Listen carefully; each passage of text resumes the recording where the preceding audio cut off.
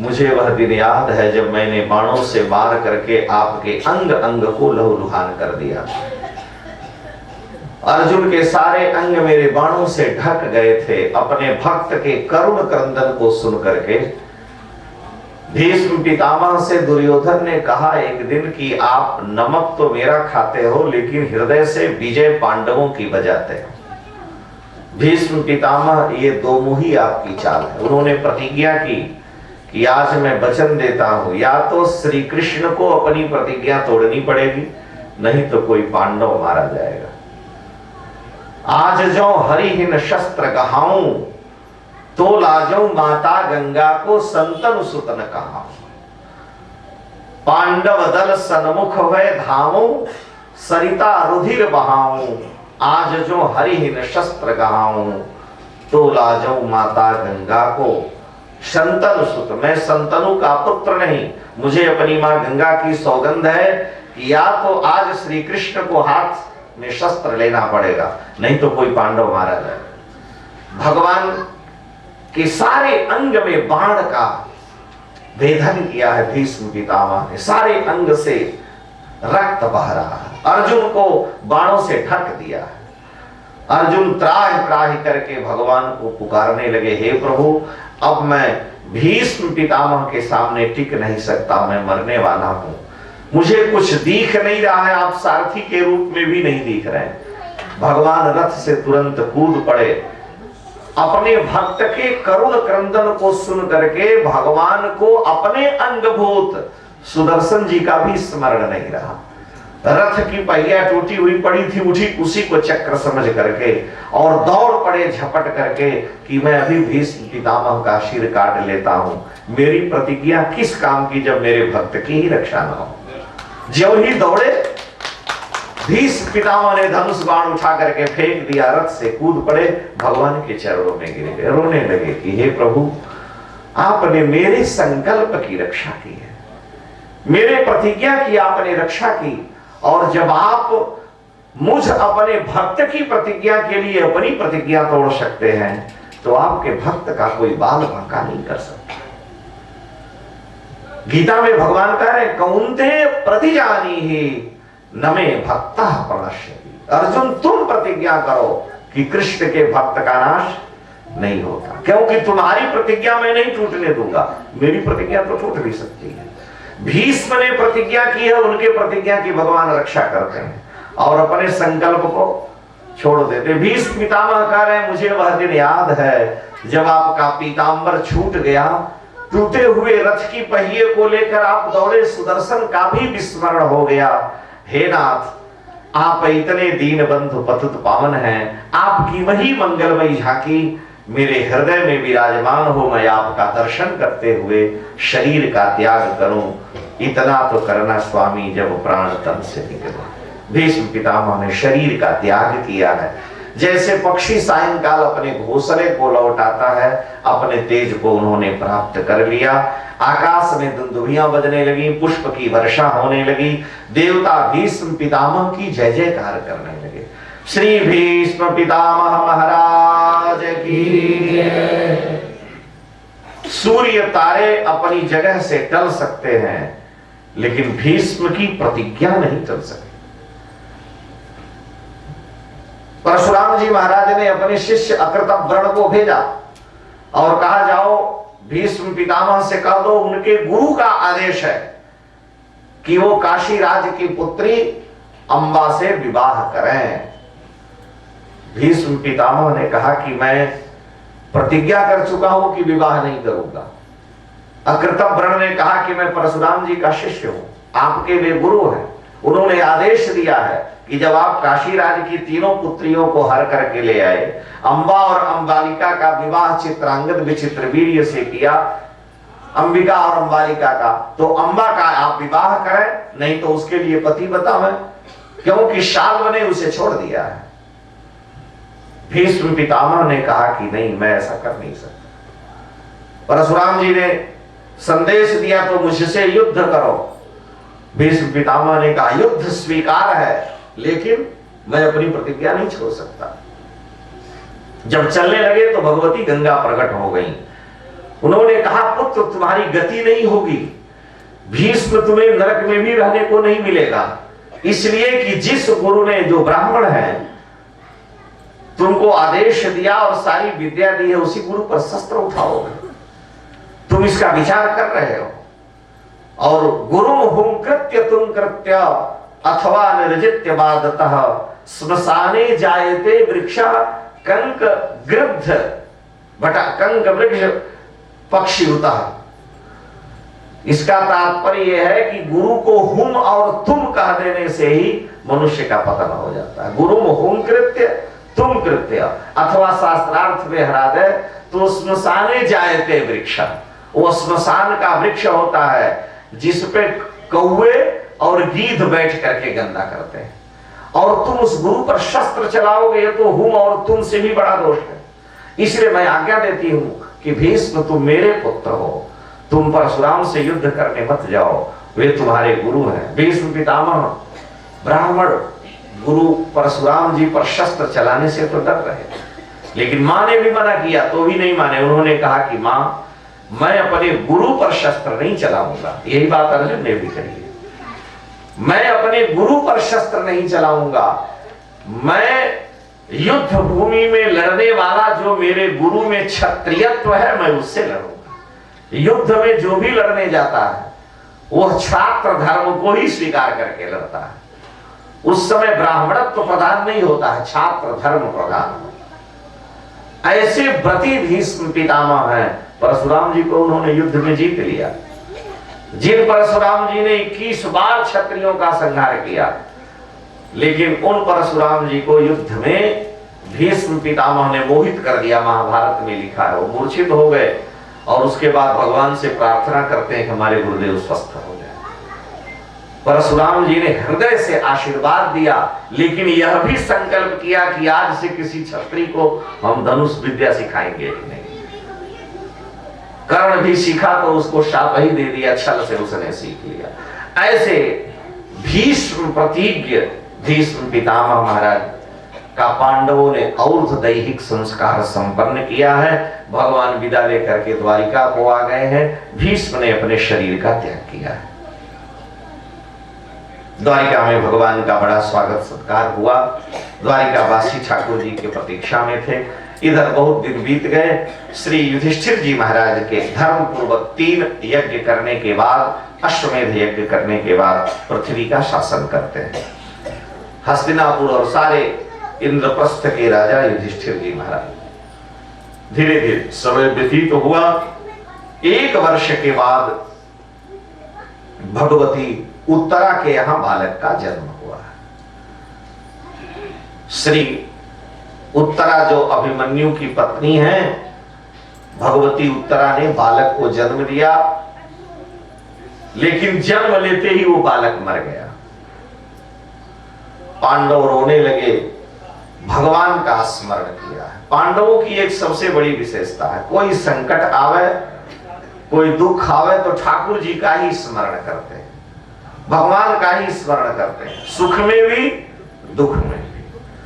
भगवान प्रकट हो गए द्वारिकाधीश।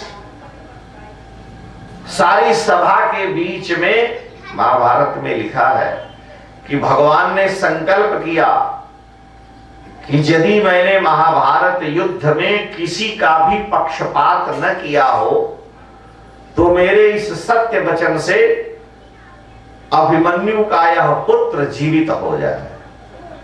और तुरंत बालक ने नेत्र खोला तो सामने ठाकुर जी का दर्शन किया है। श्री परीक्षित जी महाराज की। महात्मा लोग कहते हैं परीक्षित जी नेत्र बंद किए रहे, हिलना डुलना बंद कर दिया, इसलिए कि गर्भ में जिसको हम देख रहे थे वो ठाकुर गए कहां। और जब वो गर्भ के बाहर नहीं दर्शन देंगे तो ये शरीर बेकार है। और जब भगवान आए, प्रतिज्ञा किए और भगवान का संकल्प जब पूरा हुआ तो बालक ने नेत्र खोला तो भगवान का दर्शन हो रहा। यानी गर्भ में भी ठाकुर जी का दर्शन और गर्भ से बाहर भी भगवान का दर्शन। और जब प्राण त्यागते हैं तो सारा जगत कृष्ण में उन्हें दिखता है। ये भगवान के भक्त की विशेषता। श्री परीक्षित जी महाराज का जन्म, परीक्षित शब्द ही का अर्थ होता है जो चारों ओर सब जगह भगवान को ही देखे। परितः माने चारों ओर, और ईक्षण माने दर्शन करना, देखना।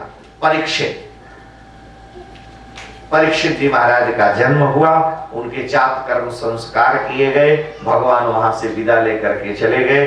ब्राह्मणों ने परीक्षित जी के भविष्य को बतलाया है, और यह बतलाया कि बड़ा धर्मात्मा होगा, इक्ष्वाकु के समान मनुष्यों में श्रेष्ठ होगा, सत्यवादी और ब्राह्मण भक्ति में राम जी के समान होगा, शरण में आए हुए की रक्षा करने में शिवी महाराज के समान होगा, और दुष्यंत के पुत्र भरत के समान यह प्रतापी होगा। यह बालक धनुर्धारियों में दोनों अर्जुन के समान होगा, सहस्रार्जुन और अपने बाबा अर्जुन के समान होगा, अग्नि के समान दुर्धर्ष, समुद्र के समान गंभीर, मृगेंद्र के समान विक्रांत, पृथ्वी के समान तितिक्षु, सब गुणों से संपन्न होगा। यह बालक धर्म पूर्वक प्रजा का शासन करते हुए कली का निग्रह करेगा। ब्राह्मण के शाप से तक्षक के द्वारा इसके शरीर का त्याग होगा, और प्रपत्स्यते उपस्रुत्य मुक्त संगः पदम भरे, और भगवान शुकदेव की कृपा से यह मुक्त संग हो जाएगा, संसार में रहते ही मुक्त होकर के, और अंत में भगवान के पद को प्राप्त कर लेगा। युधिष्ठिर जी महाराज के सामने बालक के भविष्य का ब्राह्मणों ने वाचन किया, भेंट दक्षिणा लिए चले गए। युधिष्ठिर जी ने फिर 3 अश्वमेध यज्ञ किए और धर्म पूर्वक प्रजा का पालन करने लगे। द्वितीया के चंद्रमा की तरह से परीक्षित जी महाराज बड़े होते हैं। भगवान वो द्वारिका गए, बहुत दिन हो गए, कोई समाचार नहीं मिला, तो युधिष्ठिर जी ने अर्जुन को भेजा। अर्जुन गए द्वारिका समाचार लेने। 7 महीने तक अर्जुन द्वारिका में रह गए, वहां से आए ही नहीं। युधिष्ठिर जी को यहाँ अपशकुन होने लगे, नाना प्रकार के उपद्रव उनको दिखने लगे। युधिष्ठिर जी भीम से चर्चा कर रहे हैं कि अर्जुन गए 7 महीने हो गए, लौट कर नहीं आए, क्या कारण है। उधर द्वारिकापुरी में सारे यदुवंशी आपस में लड़बड़ करके समाप्त हो गए हैं। विदुर जी महाराज महाभारत युद्ध में सब कुछ छोड़ करके तीर्थ यात्रा में चले गए। विदुर जी ने निश्चय किया कि जिनको मैंने अपनी गोद में खिलाया है, मैं उन लोगों की मृत्यु अपने नेत्रों से नहीं देखना चाहता। तीर्थ यात्रा में गए तो प्रभास क्षेत्र में, उनको प्रभास क्षेत्र को ही आजकल सोमनाथ कहते हैं, वहीं पर उद्धव जी उनको मिले और सारी बात बतलाए। तो विदुर जी महाराज सीधे हस्तिनापुर में आए, युधिष्ठिर जी से मिले। युधिष्ठिर जी ने उनका स्वागत सत्कार किया। धृतराष्ट्र महाराज के पास गए। 100 पुत्र धृतराष्ट्र के मार दिए गए, लेकिन अभी वो जीवित। धृतराष्ट्र के पास गए, कुशल समाचार पूछा और कहा कि आप अभी भी जीवित हो। जिस भीम ने आपके 100 पुत्रों को मार करके रक्तपान किया, वही भीम भोजन बनाता है और आपको कुत्ते की तरह से रोटी देता है, और आप जीवित हैं। आपकी जिजीविषा को धिक्कार। हे महाराज, येन चैवाभिपन्नोयं प्राणैः प्रियतमैरपि जनः सद्यो विमुच्येत किमु तान्निर्धनादिभिः। आप राजा थे, धन वैभव संपत्ति के स्वामी थे, राज भी चला गया, सारे पुत्र भी चले गए, और इसके बाद भी बुढ़ापे के शरीर जर्जर होने पर भी आप जीवित हैं। आत्मा च जरयाग्रस्त पर गेहम उपास से, दूसरे के घर में रह रहे हो। अहो मसीसी जंतो जीविताशा या भवान भीमा विवर्जितम पिंडम आदत्ते गृहपाल। गृहपाल माने कुत्ते की तरह से भीम के द्वारा दिए गए टुकड़े पर आप जीवित हैं। पांडवों का रसोई विभाग भीम ही देखते हैं, क्यों? भीम स्वयं पेटू है, तो जो ज्यादा खाता है उसको रसोई विभाग दे दिया जाता है। अगर पुरुष भोजन बनाने लगे तो माताएं भूखे मर जाएंगी, इसलिए भोजन विभाग इन्हीं को दिया जाता है कि दिन भर अपना पाती भी रहे, खिलाती भी रहे, खाते भी रहे। तो जो भोजन का प्रेमी होगा, जैसा प्रेमी होगा वो खिलाएगा। शास्त्रकार ये कह रहे हैं कि स्त्री का स्वभाव स्निग्ध होता, उसमें कोमलता होती है, उसका हृदय स्नेह से आर्द्र होता है। इसलिए उसके द्वारा बनाए गए भोजन में स्नेह, प्रेम, अनुराग आदि गुण अपने आप स्वाभाविक आते हैं। आप जब साधन की परिपक्वता से देखेंगे तो पुत्र के हाथ का बनाया हुआ भोजन, पिता के हाथ का बनाया हुआ भोजन और पुत्री और मां के हाथ के बनाए हुए भोजन में अंतर है। और वही पत्नी बनाएगी तो उसका स्वाद कुछ और होगा, बहन बनाएगी तो स्वाद और होगा, क्योंकि सबके बनाने में भावनाओं का भी विशेष महत्व। भीम को भोजन अति प्रिय है और वही भोजन चूंकि उनको पर्याप्त चाहिए, और आज उसी भीम के द्वारा कुत्ते की तरह से दुदकार करके भीम देते हैं तो कहते हैं अरे अंधे लो खा लो, लेकिन अब कुछ बोल नहीं सकते, सारे पुत्रों को मारा। धृतराष्ट्र रोने लगे, कहे क्या कहें, हे विदुर जी मेरा बड़ा भारी दुर्भाग्य है कि मैं नेत्रहीन हूं, और उससे भी बड़ा दुर्भाग्य है कि मेरी पत्नी के नेत्र थे, इसने भी आंख पर पट्टी बांध ली। अगर पिता के पास नेत्र नहीं है तो कोई बात नहीं, अगर मां के पास नेत्र है तो वह संतानों पर अगर दृष्टि रखेगी तो संतानें ठीक होंगी, सज्जन होंगी। और पिता को नेत्र नहीं है, मां ने आंख पर पट्टी बांध ली, जब दोनों ने आंखों को बंद कर लिया तो पुत्र दुर्योधन होगा, दुशला होगा, दुशासन होगा, सब में दूर दूर लगा रहेगा। इसलिए कम से कम मां या पिता की दृष्टि संतान पर होनी चाहिए। अनुशासन मां का हो, पिता का हो, और किसी का भी नहीं, दोनों ने पट्टी बांध ली। उसका परिणाम यह है कि पुत्र एक नहीं 100 हुए, और 100 योद्धा हुए और 100 मार दिए गए। मां बाप के जीते ही सब खत्म हो गए। महाराज मेरा दुर्भाग्य है। विदुर जी ने कहा तो अब घर छोड़ करके यहाँ जीने की क्या आवश्यकता है, जब सब चला गया, पुत्र भी चले गए, फिर भी आप जी रहे हो। धृतराष्ट्र ने कहा कि हमको कोई बताने वाला नहीं, कहां जाऊं, क्या करूं, कुछ सूझ नहीं रहा, कुछ बूझ नहीं रहा। विदुर जी रात में ही लेकर के चले गए हरिद्वार में, सप्त सरोवर में गंगा जी के धाराओं में टापू थे, वहीं पर बैठा दिया। कहा यहीं पर मंत्र का भजन करो, अंतिम समय में भी भगवान में अगर मन को लगा दिए तो जन्म जन्मांतर के सारे पाप धुल जाएंगे। अंतमति सो गति, जन्म जन्म मुनि जतन कराही, अंतराम कह आवत नहीं। जन्म जन्म लोग मुनि जब जतन करते हैं, अभ्यास करते हैं, तब अंतराम कही, अंत में राम राम कह के फिर आवत नहीं, फिर नहीं आते। और अगर गड़बड़ा गए तो जन्म जन्म मुनि जतन कराही, अंतराम कही आवत नहीं। जन्म जन्म जतन करेंगे, अंत में राम ही नहीं निकलेगा मुंह से। और अगर साधन सही है तो जन्म जन्म मुनि जतन कराही, अंतराम कही, और फिर संसार में आवत नहीं। धृतराष्ट्र महाराज ने भगवान में चित्तवृत्ति को लगा करके शरीर का त्याग किया है। उनकी पत्नी सती हो गई है। युधिष्ठिर जी महाराज जब महल में गए, धृतराष्ट्र का दर्शन नहीं किया, रोने लगे। नारद जी आए, उन्होंने समझाया उनकी चिंता मत करो, विदुर की कृपा से वो भगवत धाम को प्राप्त कर जाएंगे आज के 5वें दिन। इधर विदुर जी मैत्रेय जी से चर्चा करके और ज्ञान प्राप्त करके अपने स्वरूप को प्राप्त कर लिए हैं। अर्जुन समस्त यदुवंशियों के नाश होने के बाद वहां से किंकर्तव्य विमूढ़ हो करके आ रहे हैं। कुछ भगवान की पत्नियां, बहुए, पौत्र बधुए हैं, वज्रनाभादिक हैं, लेकर के आ रहे थे। बीच में कोल भीलों ने सब लूट लिया। अर्जुन के पास कुछ नहीं बचा। वही गांडीव धनुष है, वही अर्जुन है, लेकिन समय हो तो बलवान, नर नहीं होत महान। भीलन लूटी गोपियां, वे अर्जुन, वे बाण, वही अर्जुन है, वही बाण है, लेकिन कुछ नहीं कर पाए। जब आती है चर्चा पुराणों में कि जब भगवान प्रभास तीर्थ में जाने लगे तो अर्जुन से कहे कि भाई हमारे जितने अपने यादव लोग हैं, हम लोग सब प्रभास और शंखोद्धार तीर्थ में जा रहे हैं। हे अर्जुन अब तुम मिल लो, कल पता नहीं मिले या ना मिले।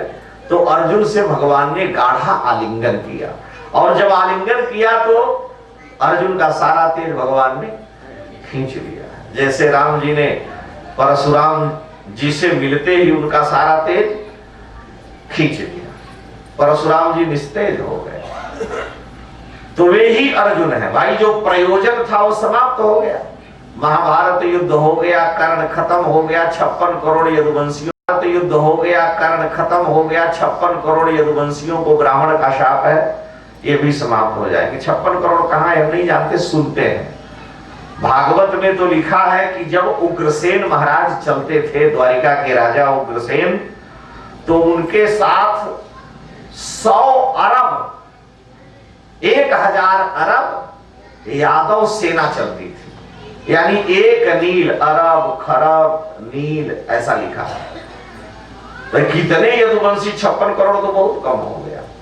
और जब धर्म होता है तो पृथ्वी का विस्तार होता है, और जब पाप होता है तो पृथ्वी का संकोच होता है। लोग कहते हैं बहुत से टापू डूब रहे हैं, विज्ञान वाले आजकल, यानी अधर्म बढ़ रहा है तो जो पृथ्वी पर टापू है, भूमि है, वहां भी समुद्र डुबाता जा रहा है। जब धर्म होगा तो विस्तार होता है।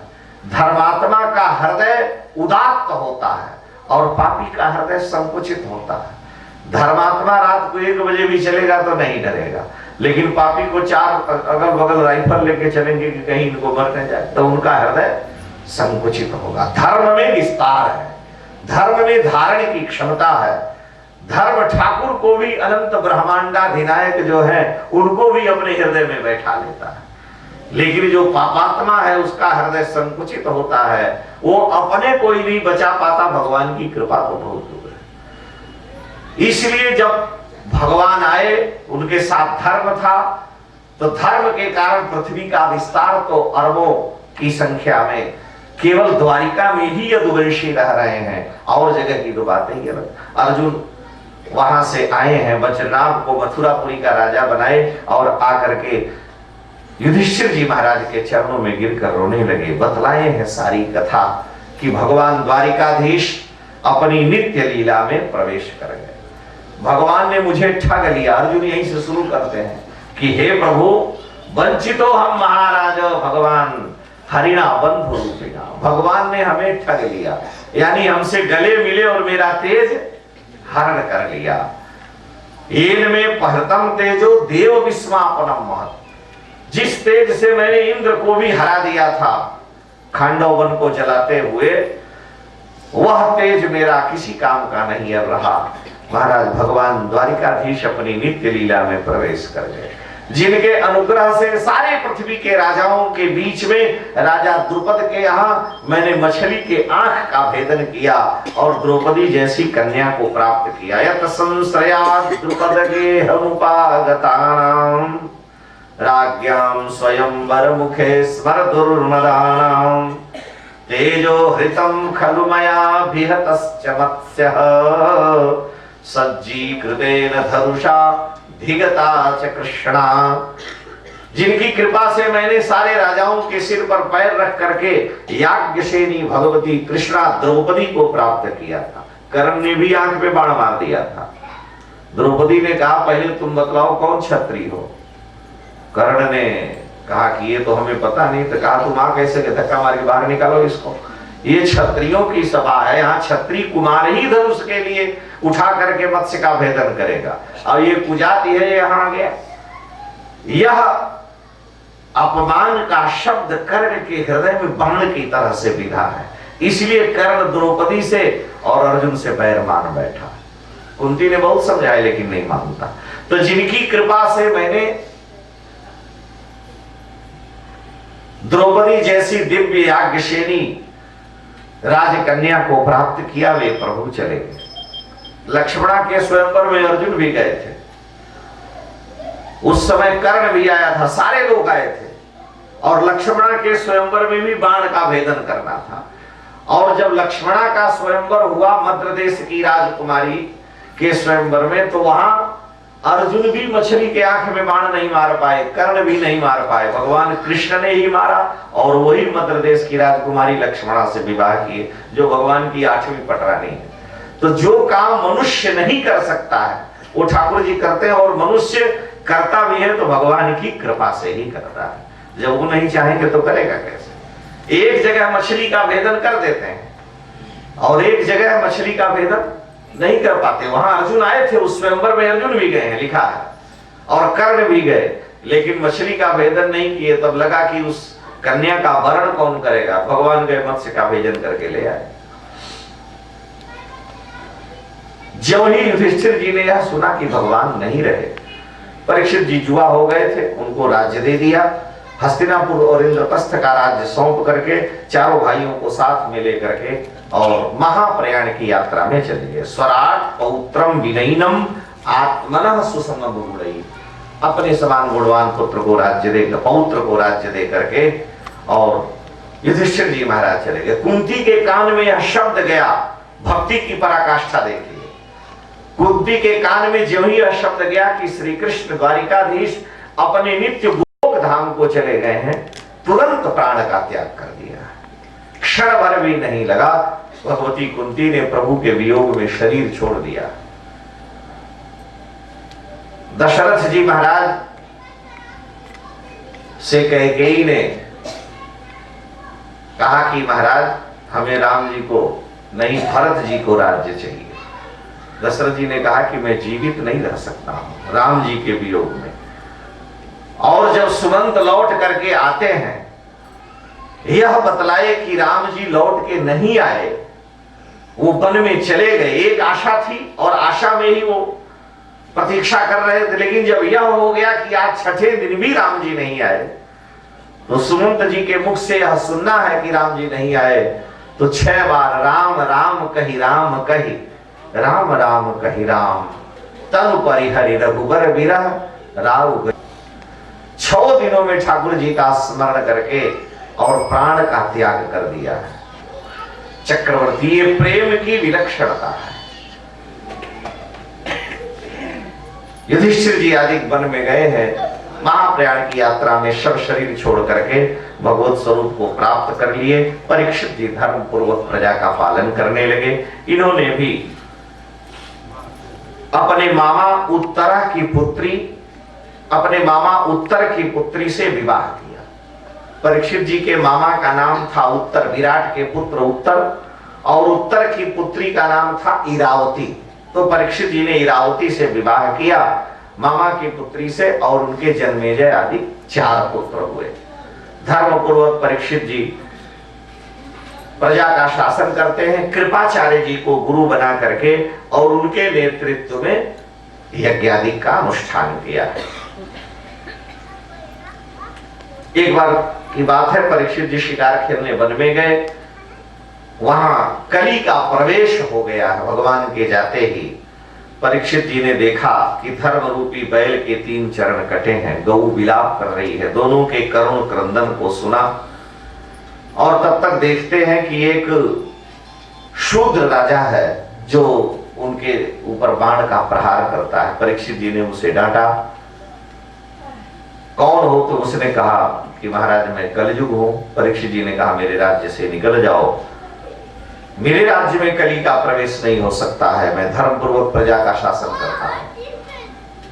परीक्षित जी उसको मारने को तैयार हुए, चरणों में गिर पड़ा, कहा महाराज मैं कहां जाऊं, सारी पृथ्वी के आप ही राजा हैं, सारी पृथ्वी के, जहां जाता हूं सब जगह आपका ही शासन है, हमको रहने के लिए स्थान बतला दीजिए। तो परीक्षित जी ने उसको 4 स्थान बतला दिए।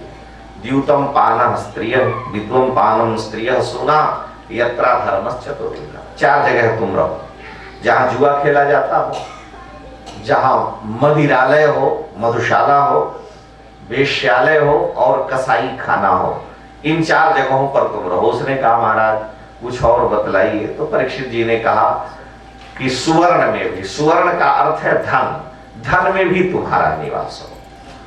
तो कलयुग 4 जगहों पर रहता है। धन में वैर रूप में रहता है, कसाई खाने में रजोगुण के रूप में, वेश्यालय में काम के रूप में, मदिरालय में मद के रूप में, और जुआ में अनृत झूठ रूप में कलयुग का वास है। परीक्षित जी उसे छोड़ दिए।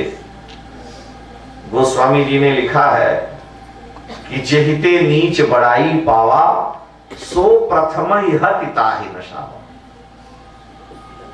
एक दिन परीक्षित जी शिकार खेलने गए और बड़े दिव्य दिव्य मुकुट उनके महल में, एक कथा महाभारत और दूसरे पुराणों में बड़े दिव्य दिव्य मुकुट रखे थे। तो आज बड़ा सुंदर मुकुट एक सुनहला था, उसको धारण कर लिया और उस सुवर्ण के मुकुट में कलयुग आकर के बैठ गया। सोचा कि पहले इन्हीं पर प्रैक्टिकल करें। तो परीक्षित जी महाराज वन में शिकार खेल रहे हैं। मार्ग तो परीक्षित जी महाराज ऋषि के आश्रम में गए, आवाज लगाए जल पीने के लिए। महात्मा संप्रज्ञात समाधि में थे। सुबह बैठते हैं, शाम को उठ जाते हैं। शबी के ऋषि वो नहीं उठे। देखा कमंडलू में ताजा जल है, यहाँ झाड़ू बहारू लगा है, लगता है हमको देख करके जल न देने से ये महात्मा मुकर्र रहे हैं, उठना पड़ेगा। राजा देव मूर्ति है, राजा के आने पर खड़े होना चाहिए। परीक्षित जी महाराज ने एक मरा हुआ सर्प था उनके गले में डाल दिया। विधि का विधान, क्योंकि सिर पर जो मुकुट है वो बुद्धि को विकृत कर दिया है। ये अपराध अनजान में परीक्षित जी के द्वारा बन गया। वहां से लौट करके अपने महल को गए और जब विश्राम किए, जल आदि पीने के बाद तो पछतावा हो रहा है कि आज हमने बड़ी भारी भूल कर दी है। जब तक मुकुट था तब तक पछतावा नहीं होता था और पछतावा होने लगा। लेकिन उधर उस ऋषि के पुत्र को पता चला कि उसके पिता के गले में किसी ने सर्प डाला, उसने शाप दे दिया। कौशिकी नदी का जल लेकर के हाथ में शाप देते हुए कहा कीति लंघित मर्यादम तक्षकः सप्तमे हनि दंशति स्पकुलांगारम चोदितो में तद्ध्रुवम। जिसने मर्यादा का उल्लंघन करके मेरे निरपराधी पिता के गले में सर्प डाला है, आज के 7वें दिन तक्षक नाम का नाग उसे काट लेगा, उसकी मृत्यु हो जाएगी। आया पिता के पास, रोने लगा। ऋषि की समाधि खुली। रोने तो सुन करके समाधि नहीं खुली, सायंकाल होने पर अपने आप समाधि उनकी खुल जाती है। संप्रज्ञात समाधि सुबह से शाम तक लगती है, चाहे रात में लगे। और असंप्रज्ञात समाधि अखंड होती है। शंकर जी वाली लाग समाधि अखंड अपारा। तो समाधियों के अनेक रूप हैं। बहुत से लोग गड्ढा खोद करके रहते हैं, उसी में चूहा की तरह से भी समाधि है, लेकिन ये सब कल्याणकारी नहीं है। समाधि मंगलमयी होनी चाहिए। गीता प्रेस से योग प्रदीप नाम की पुस्तक प्रकाशित है, आप लोग जानते हैं। उसमें सियाराम बाबा की बड़ी सुंदर चर्चा है और उसी में एक लेख आया है कि महाराजा गोविंद सिंह की कौन थे, पंजाब के राजा, और उनके सामने एक योगी गया और उसने कहा हम सिद्ध योगी हैं, समाधि लगाएंगे। राजा ने कहा चाहते क्या हो? उसमें लिखा हुआ, यह सत्य घटना का उल्लेख है। कहा कि हमको जो है बैठने के लिए एक लोहे की पेटी बनवा दीजिए। उन्होंने कहा ठीक है, लोहे की पेटी बनवा दिया। उसमें कहा हमको जमीन में 6 फीट 10 फीट नीचे गाड़ दीजिए पेटी के सही, और 6 महीने के बाद इस पर खेती करके चना बो दीजिए। जब चना कट जाए तो हमको अंदर से निकाल लेना। वहां लिखा है। हुआ, राजा ने ये सब किया। भाई बड़े जोगी सिद्ध हैं। और 6 महीने के बाद जब पेटी खोल करके निकाली गई तो पेटी से वो जोगी उछल करके बाहर आ गया। बहुत से लोग समाधि लगाते हैं तो उनको बाह पकड़ के निकालना पड़ता है, ग्लूकोज देना पड़ता है। हम लोग यहाँ काशी में थे तो रामनगर में एक हमारे मित्र है, समाधि लगाए तो उठ ही नहीं पा रहे थे। तो हमने कहा कि ये सब क्या करते हो? कहा ये सब पैसा के लिए करते हैं। उदासीन आश्रम में रहते थे विश्वनाथ जी के बगल में, अब हरिद्वार आदि में रहते हैं। तो ये समाधि प्रदर्शन है। बाद में महाराजा रणजीत सिंह राजा थे, अब नाम उनका याद आ रहा है। बाद में वो जोगी अपने स्वरूप से गिर गया, पतित हो गया, भ्रष्ट हो गया। जो इतना बड़ा योगी था, 6 महीने तक समाधि में रहा, अन्न जल वायु का सेवन नहीं किया, वो पतित हो गया। लेकिन भक्त का पतन नहीं होता है। योगी को अपने ऊपर विश्वास रहता है और भक्त को भगवान पर विश्वास रहता है। आप जैसे चाहो वैसे रखो, यही भक्त की विशेषता है। इसलिए तुलसी बाबा ने कहा कि कलयुग जोग यज्ञ नहीं ज्ञाना, एक आधार राम गुणगाना। कलयुग में कोई जोग यज्ञ की आवश्यकता नहीं है। इसका मतलब करें ही नहीं, ये नहीं है। कलयुग में सबके होने पर भी भक्ति प्रधान है। ऋषि की समाधि टूटी, पुत्र से पूछे क्यों रो रहे हो? उसने सारी बात बतलाई। ऋषि ने सर्प को उठा के फेंक दिया, ध्यान में जान लिया, कहा रे ये तो धर्मात्मा राजा परीक्षित से भूल बस हो गया है, शाप वापस ले लो। वो शाप वापस नहीं लिया, अपने गौरमुख नाम के शिष्य को राजा परीक्षित के पास भेजा, आप सावधान हो जाए, श्रृंगी ने आपको शाप दिया है, आज के 7वें दिन आपकी तक्षक नाग के काटने से मृत्यु हो जाएगी। परीक्षित जी महाराज के 4 पुत्र थे। बड़े पुत्र जन्मेजय को राज्य दे करके और गंगा के तट पर आकर के अन्न जल का त्याग करके आमरण अनशन पर बैठ गए। शास्त्र ये कहता है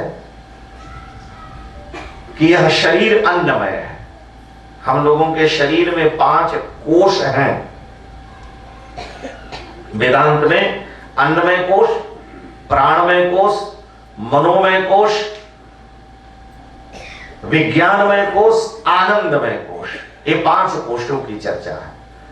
कभी कभी साधन भजन करते करते ऐसा होता है कि शरीर से हम ऊपर उठ गए, तो जीव की चित्तवृत्ति प्राणमय कोश में चली जाती है, और प्राणमय कोश से भी ऊपर उठ जाता है तो मनोमय कोश में संकल्प विकल्प केवल रह जाता है, और उससे भी ऊपर जब उठ जाएगा तो विज्ञानमय कोश में आनंद की अनुभूति होने लगती है।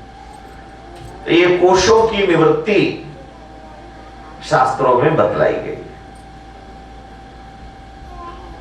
अन्नमय कोश बाहर का है। गेहूं आटा दाल चावल पाने से जो वजन घटता बढ़ता है, जिस शरीर में विकार आता है, उपचय क्षय होता है, वो अन्नमय कोश है। कलयुग में अन्न में प्राण है, व्यवहार में कहा जाता है, तो अन्नमय कोश है।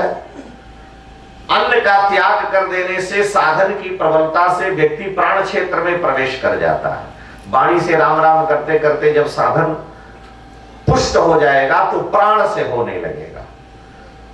प्राण से माने श्वास श्वास से स्मरण होने लगेगा, और जब प्राण से भी व्यक्ति आगे बढ़ जाता है तो मन से ही स्मरण होने लगता है। उससे भी आगे बढ़ गया तो बुद्धि तत्व, जिसको विज्ञान में कहा गया है, उसमें उससे राम राम होने लगेगा, और जब उससे आगे बढ़ जाएगा तो आनंदमय कोश है, जो जीव का स्वरूप है, ईश्वरं से जीव अविनाशी चेतन अमल सहज सुख राशि, वहां से उस नाम की ध्वनि होने लगेगी। और जब ठाकुर जी से अनन्य हो गया तो वह नाम रोम रोम में समाहित हो जाएगा, फिर वहां काल का कोई प्रभाव पड़ता ही नहीं, कालातीत वह हो जाता है। परीक्षित जी ने विचार किया कि मैंने पाप किया है, इस शरीर से पाप किया है, और अन्नमय शरीर है, इसलिए अन्न जल का त्याग कर दिया। और अन्न जल का त्याग कर देने से शरीर जब छूट जाए तो अन्नमय कोश से, शरीर से होने वाले दोष पाप से छुटकारा मिल जाता है। पूर्व जन्म के, जन्मांतर के तो दोष पाप बचे रहेंगे, लेकिन इस जन्म में इस शरीर से होने वाला जो दोष पाप है, वो दोष पाप, अन्नमय जो दोष पाप है, वो सब छूट जाता है। इस शरीर से होने वाला, हमारे यहाँ आप लोग, बहुत से लोग रस्तोगी लोग जानते हैं, भैया जी महाराज रहते थे काशी में, अयोध्या गए, अपने गुरु भाई थे, उनके पद आज भी झूलन के और ठाकुर जी के पद अयोध्या की परंपरा में महात्मा लोग गाते हैं। तो भैया जी महाराज अयोध्या में जाने के बाद शरीर गिर गया था उनका, तो चल नहीं पाते थे, बैसाखी लेकर चलते थे, और बाद में उन्होंने अन्न जल का त्याग कर दिया। तो वो बतलाए बाद में, उस समय तो हम लोगों को ध्यान नहीं था, बाद में शास्त्रों में देखा, उन्होंने कहा कि अगर ये शरीर काम लायक न है तो अन्न जल छोड़ करके शरीर छोड़ देना चाहिए। तो इस भौतिक शरीर से, अन्नमय शरीर से जो दोष पाप बने हैं वो नष्ट हो जाते हैं, और अन्य जन्मों के संस्कार हैं भगवान का भजन पूजन, और उन्होंने अन्न जल छोड़ करके शरीर का त्याग अयोध्या में आश्रम में ही कर दिया। परीक्षित जी महाराज भी, परीक्षित जी के जीवन में यही है कि शरीर से मैंने ब्राह्मण का अपराध कर दिया, जो मेरे कुल के पूज्य थे, इसलिए यह शरीर मैं त्याग दूंगा। तो अन्न भी छोड़ दिए, जल भी छोड़ दिए, गंगा के तट पर आमरण अनशन पर बैठ गए, इसलिए कि इस दोष की निवृत्ति हो जाए, इस पाप से छुटकारा मिल जाएगा अन्नमय शरीर का त्याग कर देने से। परीक्षित जी महाराज गंगा के तट पर आमरण अनशन पर बैठे हैं। बड़े बड़े राजा महाराजा लोग जिन परीक्षित के अधीन थे सब आ रहे हैं। बड़े बड़े संत महात्मा गुफाओं से निकल करके भागे आए। इतना बड़ा धर्मात्मा राजा अन्न जल छोड़ करके आमरण अवसर पर बैठा है। क्या कारण है? परीक्षित जी का कुशल समाचार लेने के लिए। जिस राजा के राज्य में शासन करते हुए ऋषि मुनि महात्माओं को किसी भी प्रकार की बाधाएं नहीं थी, उस राजा के अंतिम समय का दर्शन करने के लिए, कारण जानने के लिए कि क्यों ये शरीर त्याग करना चाहते हैं। सारे लोग आ रहे हैं। जो आता है उनका परीक्षित जी पूजन वंदन करते हैं और सबसे एक ही प्रश्न पूछते हैं कि जिसकी मृत्यु 7वें दिन निश्चित है, उस म्रियमाण पुरुष के कर्तव्य कर्म क्या हैं? वो क्या करे? कौन सा जप करे, कौन सा दान करे, कौन सा तप करे, कौन सा व्रत करे? यत् श्रोतव्यम अथो जप्यम यत् कर्तव्यम निभि प्रभो। क्या किया जाना चाहिए? कोई भी उत्तर नहीं देता है। परीक्षित जी भी सामान्य राजा नहीं है, बड़े विशिष्ट राजा है। राजा भोज के समय में वर्णन आता है कि भारत पूरा संस्कृतमय था। राजा भोज स्वयं बड़े भारी विद्वान, उनके यहां कालिदास जैसे कवियों का संग्रह था। एक दिन राजा भोज के महल से बाहर निकले तो एक भार वाहक था। पहले शादी विवाह में मीठा आदि बांस के डंडे पर और उस पर बांध करके लेकर के कहार चलते थे, तो वो कहार भार लेकर के जा रहा था। तो राजा भोज ने उससे संस्कृत में ही कहा, देखे कि बेचारा भार ढो रहा है, काफी वजन, एक मटके पर दूसरा मटका रस्सी में बंधा है आगे पीछे। तो उन्होंने संस्कृत में ही बोल दिया कि किम भारम बाधति। तो वो बड़ा दुखी हुआ, बड़ा खिन्न हुआ और राजा ने पूछा किम भारम बाधत, माने यह भार तुमको पीड़ा दे रहा है, कष्ट हो रहा है? तो उसने क्या कहा? उसने कहा कि भारम न बाधते राजन यथा बाधति बाधते। हे महाराज, भार हमको उतनी पीड़ा नहीं दे रहा जितना आप अशुद्ध बोल दिए वो पीड़ा दे रहा। आपने कहा भारम बाधति, और बाधति नहीं होना चाहिए, बाधते होना चाहिए। इसलिए आत्मने पद का प्रयोग है, हम ही भार ढो रहे हैं। और आपने कहा भारम बाधति। आप जैसा धर्मात्मा राजा, विद्वान राजा और इतना अशुद्ध बोले, इससे मुझको बड़ी पीड़ा हो रही है, भार से उतनी पीड़ा नहीं है। तो ऐसा शुद्ध संस्कृत में वातावरण था। राजा भोज का काल इतना दिव्य था कि जहां का भार ढोने वाला भी राजा भोज जैसे लोगों को टोक देता कि संस्कृत की क्या महिमा है। भारम न बाधते राजन यथा बाधति बाधति। संस्कृत में वातावरण शुद्ध इतना। बड़े बड़े ऋषि महात्मा आए, बड़े बड़े ऋषि महात्मा वहां पधारे। परीक्षित जी महाराज स्वयं संस्कृतज्ञ हैं, बड़े भारी धर्मात्मा हैं और सामान्य व्यक्ति का प्रश्न नहीं है। परीक्षित जी यह पूछ रहे हैं कि म्रियमाण पुरुष के कर्तव्य कर्म क्या है, जिसकी मृत्यु निकट है, 7वें दिन निश्चित है, वो क्या करे?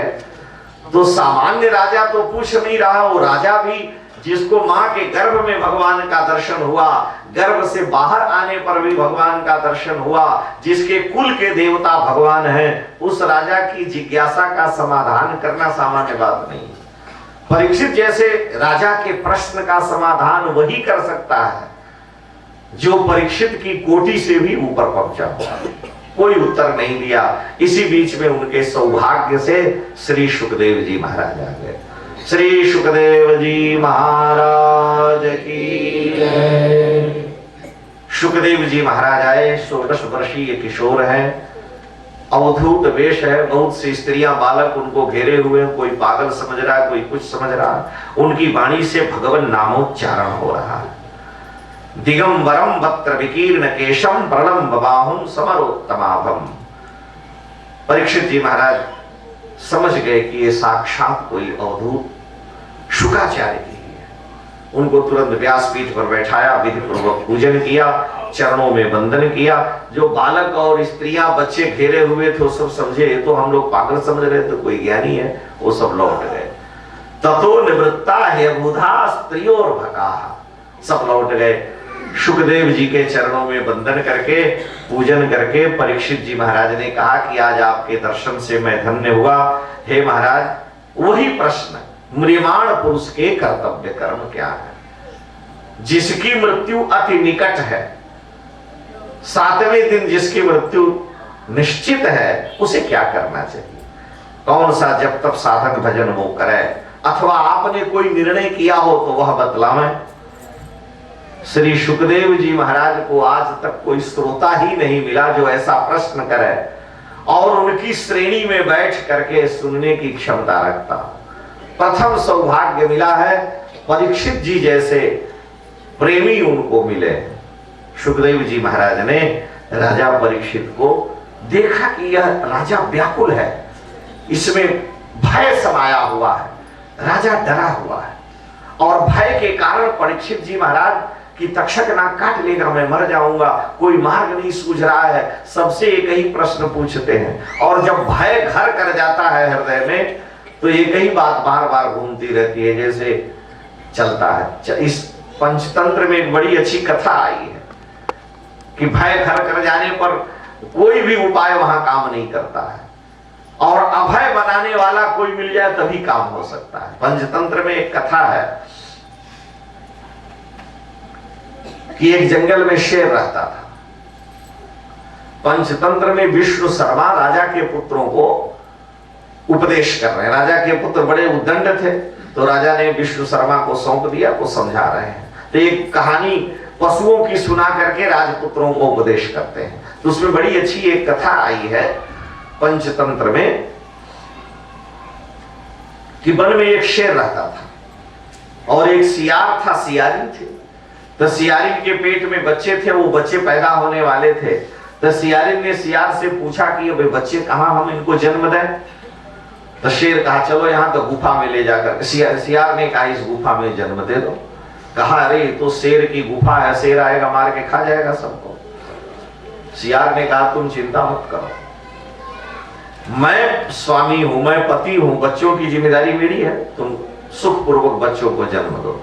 सियारिन ने अपने बच्चों को शेर की गुफा में जन्म दे दिया। शेर तो भाई शिकार किया, खाया, सो जाता है, कहीं कभी कभी 10 दिन में 5 दिन में गुफा में आया, बच्चे उसके हो गए, सब कुछ हो गया। वहां एक कथा है आई, हम स्मरण आ गया तो सुना दे रहा।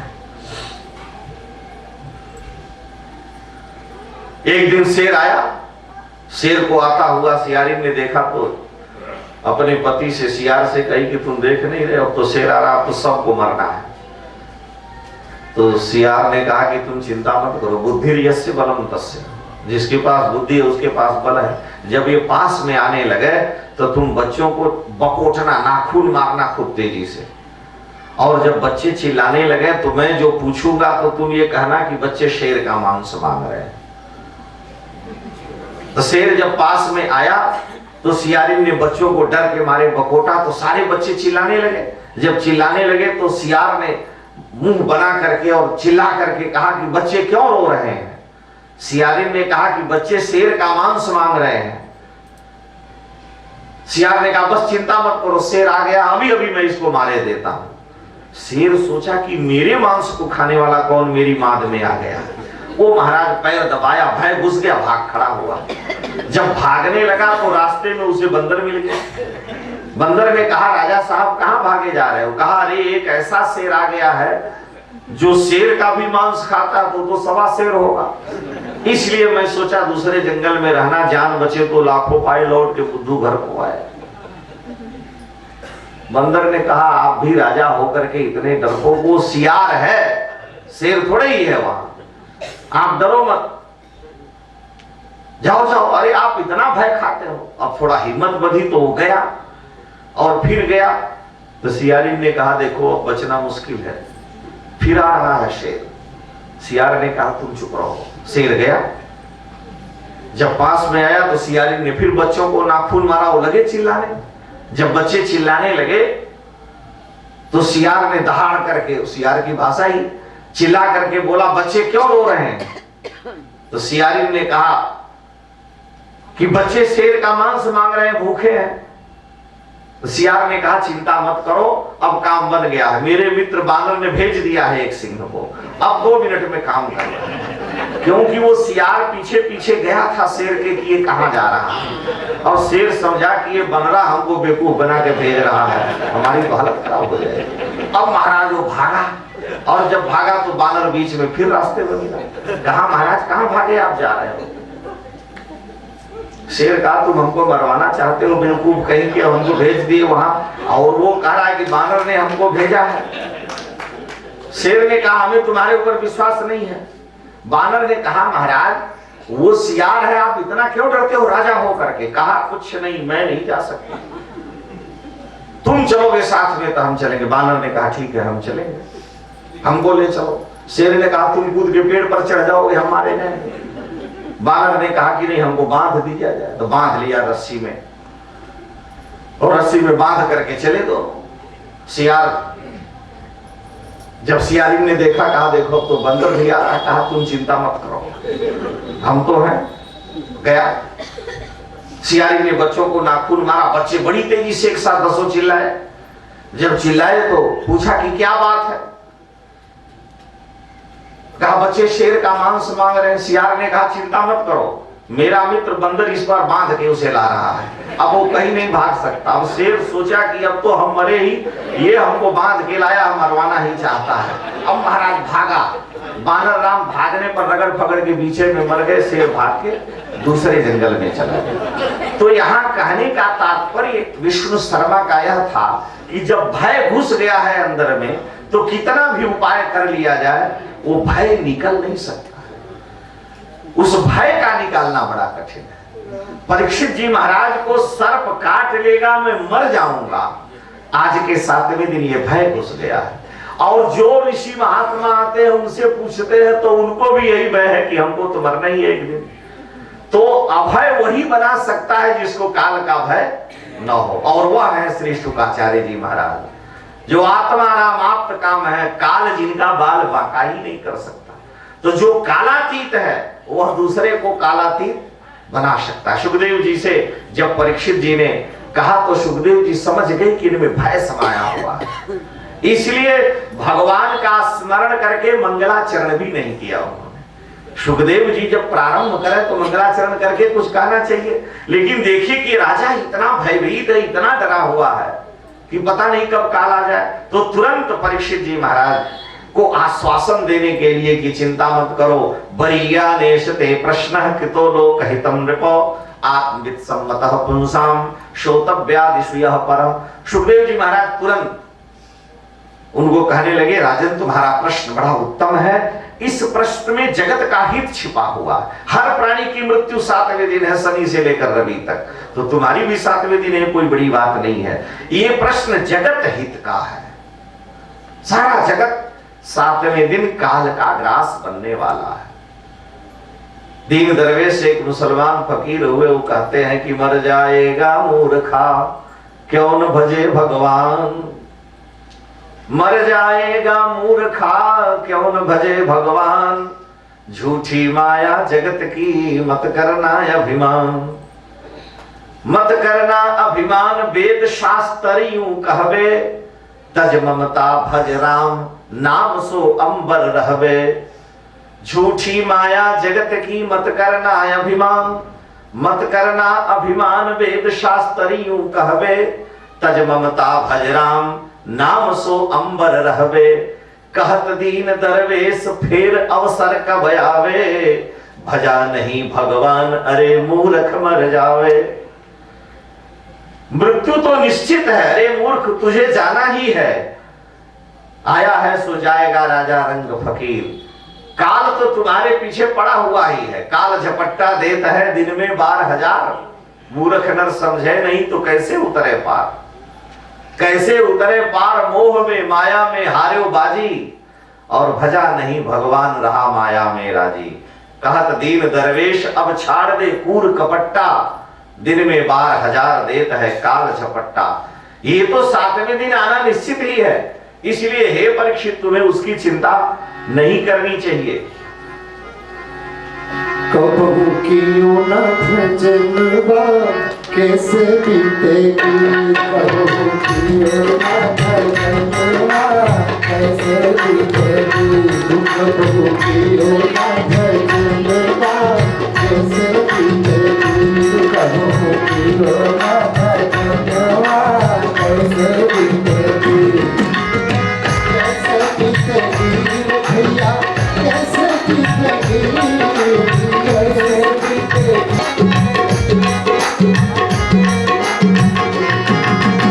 सहना सको जब कष्ट करब के तीनों कोड करार सहन सको जब कष्ट करब के तीनों कोड करार 9 माह तक माँ के गर्भ में कभी मुँह न पुकारा था घोर अंधियारा नरक की यातना सहता हरि भजन करने का वादा गर्भ में तूने किया पर हवा जब लड़की लगी तो भूल सब गया सह न सको जब कष्ट करब के तीनों कोड करार सह न सको जब कष्ट करब के तीनों कोड करार प्रभु तुम्हारा भजन करूंगा करो नरक से पार प्रभु तुम्हारा भजन करूंगा करो नरक से पार फायदा भूलो रे बेमनवा कैसे बीतेगी प्रभु जीवन भजनवा कैसे बीतेगी तू कबहू कियो ना भजन कैसे बीतेगी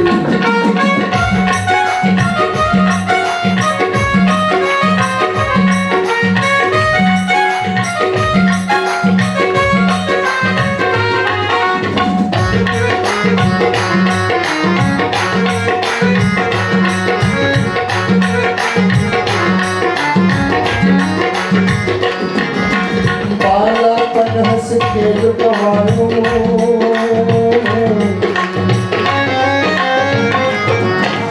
बालापन हंस खेल गवायो आई मस्त जवानी बालापन हंस खेल गवायो आई मस्त जवानी मात पिता ने करी सगाई दूल्हा बने कुमारी मात पिता ने करी सगाई दूल्हा बने कुमारी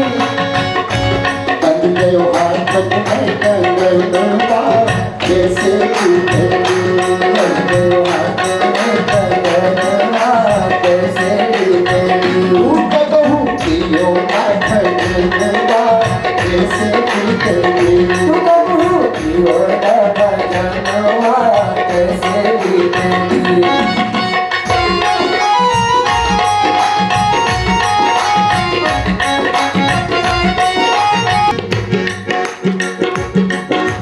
धूमधाम से ब्याह रचाया पहन केसरी जामा धूमधाम से ब्याह रचाया पहन केसरी जामा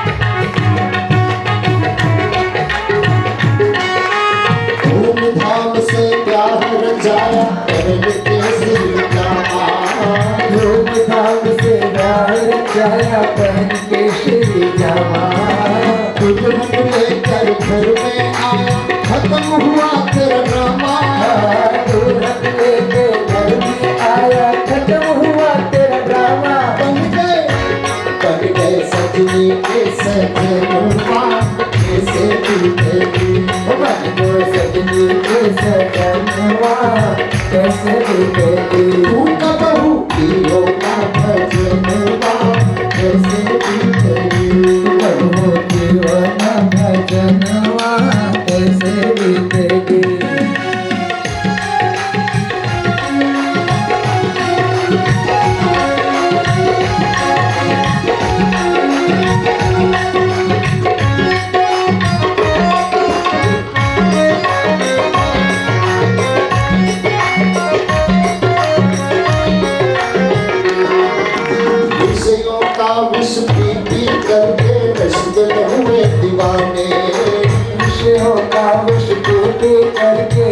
दिन हुए दीवाने। बालक थे फिर बाप कहाए, अब दादा लगे कहाने। बालक थे फिर बाप कहाए, अब दादा लगे कहाने। आए गए मेरे छोटो बनवा, कैसे उठेंगे तो बनूंगी वो भजनवा, कैसे बीतेगी। साथ निभाएगा बेटा, सोच रहा लेटा लेटा। साथ निभाएगा बेटा, सोच रहा लेटा लेटा। आए बुढ़ापा आएगा, पास न आएगा बेटा। आए बुढ़ापा आएगा, पास न आएगा बेटा। ख्वाबों में तू क्यों, सपनों में तू क्यों आनंद मनाए रे। वो कब मिट जाए रे। कमर कमान दाप सब टूटे।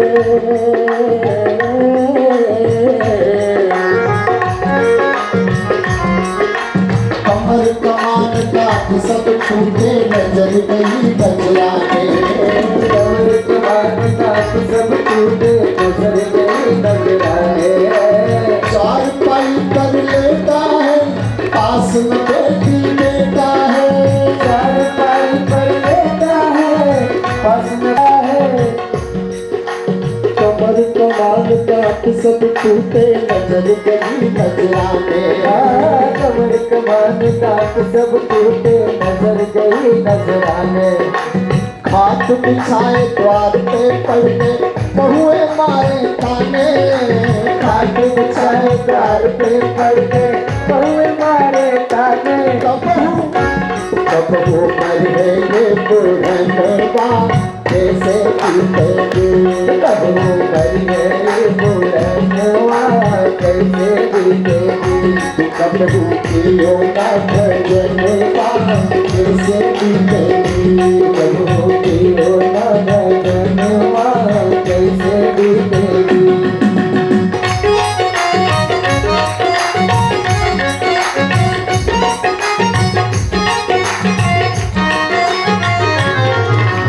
अब भी सोच समझ ले पगले, पगले।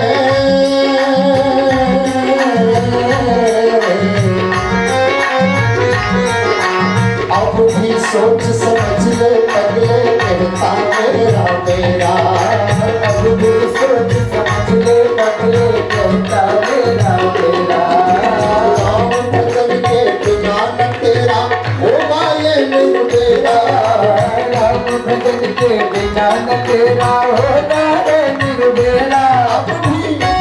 अब भी कर ले कछु जतनवा, कैसे बीतेगी।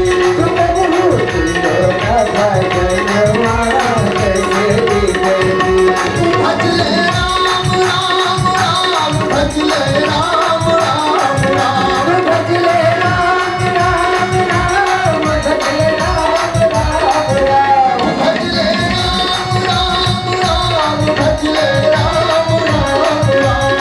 भज ले राम राम राम, भज ले राम राम राम। भज ले राम राम राम, सीता राम राम राम। भज ले राम राम राम, सीता राम राम राम। भज ले राम राम राम, सीता राम राम राम। भज ले राम राम राम, सीता राम राम राम। माटी का ये पुतला एक दिन माटी में मिल जाएगा। माटी का ये पुतला एक दिन माटी में मिल जाएगा। याचिका की आग में तेरा बदन जग जाएगा। याचिका की आग में तेरा बदन जल जाएगा। ना बाप बेटे का होगा,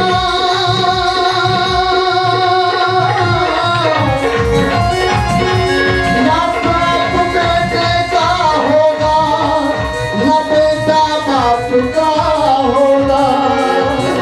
लिया जो नाम चिंता से, वही बस आपका होगा।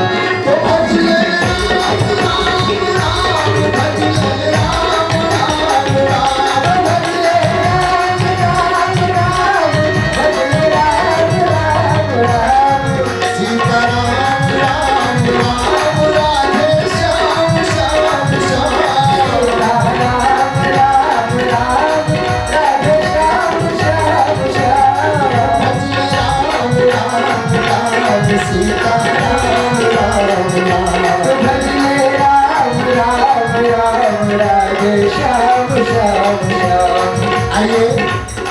परम मंगलमय अवसर हम सबको प्राप्त हुआ है भगवान के नाम जपने का।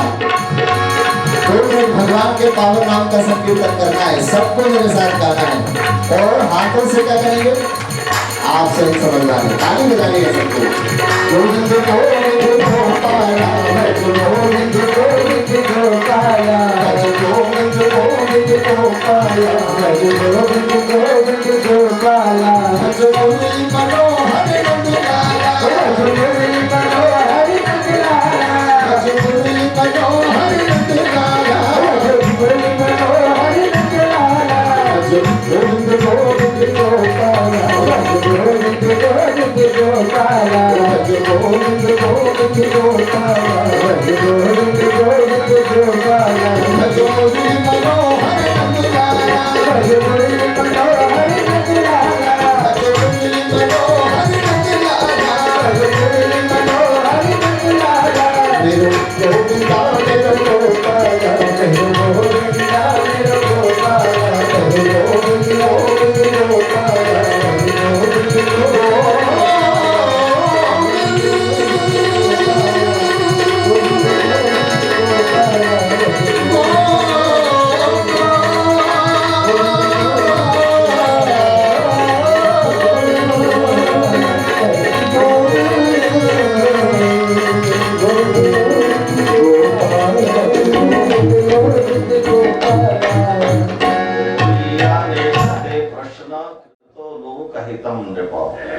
हे राजन, आपका प्रश्न बड़ा उत्तम है।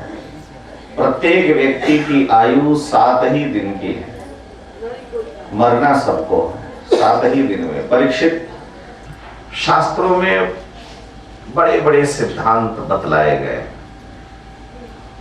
श्री सुखदेव जी महाराज कहते हैं कि सांख्य योग, वेदांत, नाना प्रकार के दर्शनों में ऋषियों ने अपनी अपनी बातें कही हैं, परंतु हम सबका सार तुम्हें बतला रहे हैं कि यदि मृत्यु निकट है और मृत्यु से छुटकारा पाना चाहता है तो योगिनाम नृप निर्णीतम हरेर नामानुकीर्तनम। सारे योगियों ने एक स्वर से निर्णय दिया है, योगिनाम नृप निर्णीतम। सारे योगियों ने, भक्त योगी, ज्ञान योगी, ध्यान योगी, जप योगी, हठ योगी, समस्त योगियों का एक ही सिद्धांत है कि हरेर नामानुकीर्तनम, भगवान के पावन नाम का स्मरण संकीर्तन जीव के अनंत पापों का प्रक्षालन कर देता है और काल के भय से जीव को मुक्त कर देता है। हनुमान जी राम जी के पास आए। राम जी ने पूछा, जानकी जी का समाचार मिला? हनुमान जी ने कहा मिला। कहाँ है? हनुमान जी ने कहा लंका में। राम जी ने पूछा, जानकी जी ठीक है? हनुमान जी ने कहा स्वस्थ है, थोड़ी दुबली हो गई है। राम जी ने पूछा कि जीवित है? हनुमान जी ने कहा हाँ जीवित है। राम जी ने कहा कि वो पतिव्रता हैं और हमसे अलग हो गई, दूर चली गई तो मर जाना चाहिए। हनुमान जी ने कहा मर तो जाती लेकिन मर नहीं पा रही। राम जी ने कहा क्यों? तो हनुमान जी उत्तर देते एक छंद में, ऐ हो हनु, हे हनुमान, ऐ हो हनु कह्यो श्री रघुबीर, कछु सुधि है सिय की छिति माही। छिति पृथ्वी पर सीता जी का कोई समाचार है? हनुमान जी उत्तर दे रहे हैं कि है प्रभु लंक कलंक बिना, कोई दोष नहीं लगा है प्रभु लंक कलंक बिना, सुबसें तहरावन बाग की छाई। अशोक वाटिका की छाया में है। राम जी पूछते हैं जीवित है? तो उत्तर दे रहे हैं जीवित है कहने को ही नाथ, केवल कहने के लिए जीवित है। जीवित है कहने को ही नाथ, तो क्यों न मरी हम ते बिछुराई, जब हमसे बिछुड़ी तो मर क्यों नहीं गई? हनुमान जी उत्तर दे रहे हैं, जीवित है कहने को ही नाथ, तो क्यों न मरी हम ते बिछुराई। तो उत्तर क्या है? हनुमान जी कह रहे हैं कि मरे कैसे, प्राण बसे पद पंकज में, यमयावत है पर पावत नहीं। यमराज तो रोज आते हैं लेकिन पाते ही नहीं, क्यों कि प्राण बसे पद पंकज में। गोस्वामी जी कह रहे हैं, नाम पाहरू दिवस निशि, ध्यान तुम्हार कपाट, आलोचन निज पद जंत्रित, जाहि प्राण के ही बाहर। जाए कैसे? दो चौकीदार अखंड पहरा दे रहे हैं, एक रा है एक म है, नाम पाहरू है, चौकीदार है। रा और म दोनों अक्षर पहरा दे रहे हैं। तो यम आवत है पर पावत नहीं, क्योंकि प्राण बसे पद पंकज में। जब चरणों में प्राण है और दोनों चौकीदार पहरा दे रहे हैं तो निकलेगा कैसे? जमराज की हिम्मत है रा और म और जमराज भी आ जाए, ये संभव नहीं है। इसलिए नाम पाहरू दिवस निशि, ध्यान तुम्हार कपाट, आलोचन निज पद जंत्रित, जाहि प्राण के ही बाट। राम जी ने कहा अगर चले गए तो, हनुमान जी ने कहा अगर चले गए तो दो चौकीदार लगे हैं बैंक के लिए लाठी भाला लेकर के, और डकैती हो जाएगी तो सबसे पहले चौकीदारों को ही सस्पेंड किया जाएगा। तुम क्या कर रहे थे? तो रा और म ये दोनों अक्षर वहां पहरा दे रहे हैं, राम राम राम वो कर रही है। तो नाम पाहरू दिवस दिन रात पहरा दे रहे हैं, तो सबसे पहले इन्हीं को सस्पेंड किया जाएगा, कोई राम राम कहवे नहीं करेगा। तो आप बतलाइए। राम जी चुप हो गए, कहे हनुमान जी आप ठीक कह रहे हो, प्राण बसे पद पंकज में, यमयावत है पर पावत नहीं। योगी नाम निपनितम हरेर नामानुकीर्तनम। सारे योगियों ने एक निर्णय दिया है कि भगवान के नाम संकीर्तन से यम आवत है पर पावत नहीं। यमराज की दाल गल ही नहीं सकती है, यमराज वहां पास में जा ही नहीं सकते। यमराज ने अपने सेवकों को आदेश दे रखा है कि उन्हीं को पकड़ करके ले आना। किनको? जिह्वान भक्ति भगवत गुण नाम ध्येयम, जिनकी जीव से ठाकुर जी का नाम न निकले। चेतश्चन स्मरति तच्चरणारविंदम, और जो ठाकुर जी के आगे सिर न झुका हो। रामायणो कृष्णायणो नमति यच्छिरे कदापि, तानानयध्वमसतो कृत विष्णु कृत्यां। उन्हीं को ले आना, लेकिन जिनकी वाणी से भगवान नाम का कीर्तन हो रहा है उनको मत ले आना। सुखदेव जी कह रहे हैं, परीक्षित तुम 7 दिन की बात कर रहे हो। सारे शास्त्रों का एक निर्णय है कि भगवान के नाम संकीर्तन से काल की दाल नहीं गलती। तुमको सर्प का भय किस बात का है? काल का भय होता ही नहीं। दूसरी बात सुखदेव जी कह रहे हैं, 7 दिन की तुम्हारी आयु है। सूर्य वंश के राम जी के परबाबा खटवांग नाम के राजा थे, उनकी आयु केवल 2 मुहूर्त थी। इंद्र की सहायता करने गए, इंद्र से पूछा कि मेरी आयु कितनी है? हम बहुत दिनों तक युद्ध किए, आपको विजय मिल गई। सूर्यवंशी राजा स्वर्ग में योग बल से जाते थे और इंद्र उनका बड़ा सम्मान करते थे। खटवांग भी गए, दिलीप भी गए हैं, चक्रवर्ती दशरथ जी की भी चर्चा आती है। आगे होई जहि सुरपति लेई, अरध सिंहासन आसन देई। इंद्र भी अपना आधा सिंहासन चक्रवर्ती दशरथ जी महाराज को देते हैं। तो खटवांग नाम के राजा स्वर्ग गए। इंद्र ने कहा कि आपकी आयु केवल 2 मुहूर्त है। राजा ने कहा कि हमें अयोध्या पहुंचा दो। मन की गति से इंद्र ने उन्हें अयोध्या पहुंचाया। 1 मुहूर्त में पुत्र को राज्य दे दिए, अभिषेक आदि हो गया, और दूसरे मुहूर्त में ठाकुर जी के नाम का स्मरण करके गतमान भयम हरिम। खट्वांगो नाम राजर्षिर ज्ञात्वे यत्तामिहायुषः, मुहूर्तात् सर्वमुत्सृज्य गतवान भयम हरिम। जब 2 मुहूर्त वाला राजा भगवान के धाम को प्राप्त कर सकता है, तो तुम्हारी आयु तो 7 दिन की है। इसलिए परीक्षित एकमात्र उस परमात्मा में अपनी चित्त वृत्ति को लगा दो। सद्यो मुक्ति और क्रम मुक्ति का सुखदेव जी ने वर्णन किया। सद्यो मुक्ति माने तत्काल मुक्ति, और क्रम मुक्ति माने भेदन क्रम से सूर्य मंडल चंद्र मंडल का भेदन कर, फिर सूर्य मंडल का भेदन, फिर सारे मंडलों का भेदन करता हुआ भगवान के धाम जाए। और सद्यो मुक्ति माने तत्काल चित्त वृत्ति ठाकुर में लीन हुई, अखंड भगवान नाम स्मरण किया कि काल की दाल नहीं गली, और सारे मंडलों का भेदन करके भगवान स्वयं उसे उठा ले जाते हैं, उसको जाना भी नहीं पड़ता है।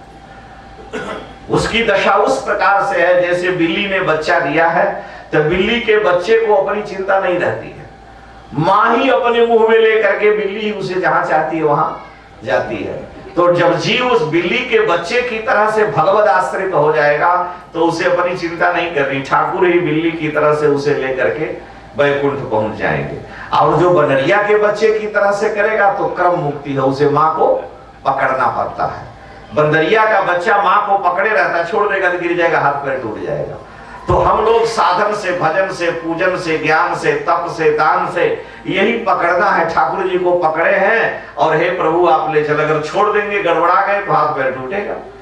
तो अगर तुम चाहते हो कि तत्काल तो सद्यो मुक्ति, और अगर क्रम से चाहते हो तो क्रम मुक्ति। उसके लिए नाक दबाओ, जोग करो, सबका वर्णन सुखदेव जी महाराज ने राजा परीक्षित को किया। और वह कहा कि अगर कोई कामना है मन में, तो अगर कोई कामना रह गई है तो उसको भी पूरा कर लो। जैसी कामना हो उसके अनुसार संकल्प होना चाहिए। मान लिया अगर तुम चाहते हो संतानें अधिक हो तो प्रजापति की आराधना करो, बल चाहते हो तो इंद्र की आराधना करो। जिसकी कामना हो उसकी आराधना अलग अलग करो। धन चाहते हो तो कुबेर की आराधना करो, विद्या चाहते हो तो शिव जी की आराधना करो, और सब कुछ चाहते हो तो, और कुछ भी नहीं चाहते हो तो अकामा सर्व कामो वा, अथवा मुक्ति चाहते हो। ये लोग तो एक एक क्षेत्र, कोई कोषाध्यक्ष है और कोई संचार मंत्री, एक एक विभाग के अध्यक्ष हैं, इसलिए वो उतना उतना ही देंगे।